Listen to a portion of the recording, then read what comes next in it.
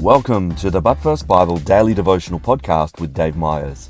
Our readings for today are from Psalms chapters 4 through 6 and Acts chapter 16, verse 16 to 40.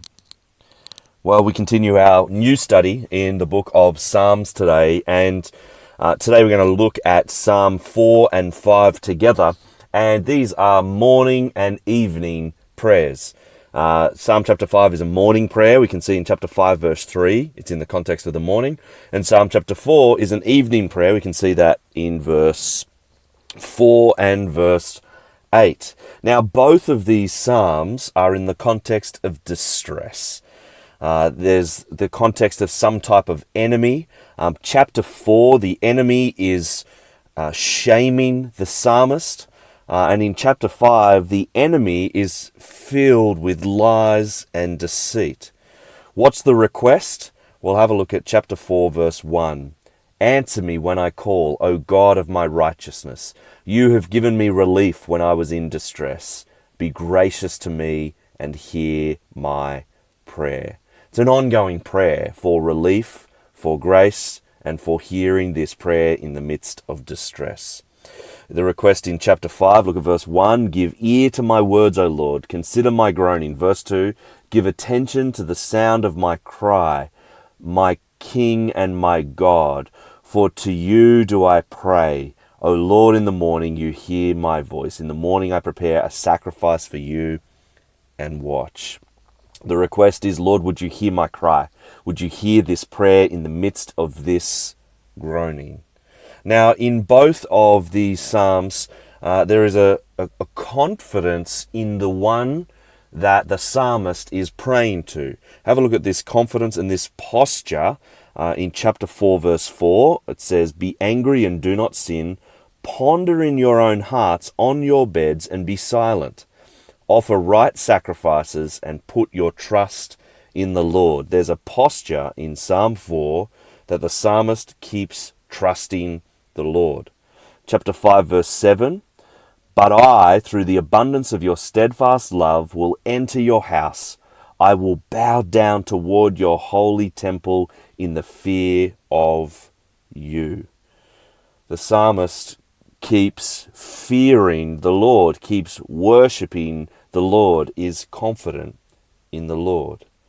Now, both of these psalmists have a similar result. They both have joy even in the midst of distress. Have a look at the joy in chapter 4 verse 6. There are many who say, who will show us some good? Lift up the light of your face upon us, O Lord. You have put more joy in my heart than they have when their grain and wine abound in peace.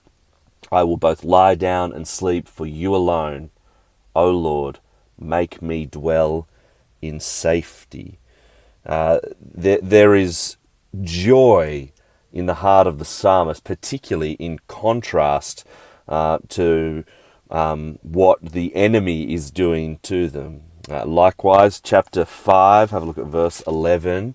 But let all who take refuge in you rejoice. Let them ever sing for joy, and spread your protection over them, that those who love your name may exult in you. For you bless the righteous, O Lord. You cover him with favor as with a shield. The Lord hears this prayer. There is joy in the midst of distress. In chapter 4, there is peace to sleep at night and to dwell in safety. In chapter 5, there is a blessing of protection. There is a shield. Perhaps as you listen to this today, you are feeling distressed. Whatever the cause of your distress is, let me encourage you to cry out to God.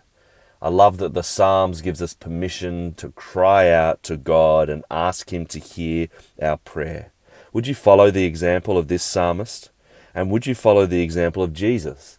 We even see Jesus, the perfect man, the perfect human. He cries out in the garden, in the midst of his distress, in the Garden of Gethsemane before he goes to the cross. He calls out in anguish, and yet he continues to confidently entrust himself to his Father.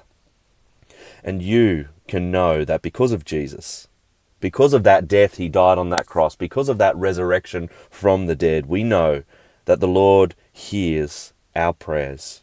You see, Jesus is the light who shines upon us. And it's in him we find peace. It's in him we find protection. Until tomorrow, keep trusting Jesus.